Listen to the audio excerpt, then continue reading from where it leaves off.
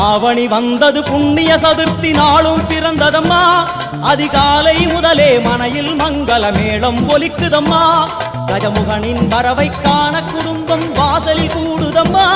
மாக்கோலம் இட்டொரு மனை மேல் வந்தான் ஆரத்தியாகுதம்மா கணபதி ராஜா வந்தாராம் மனையில் நின்றே கொண்டாடாம் கணபதி ராஜா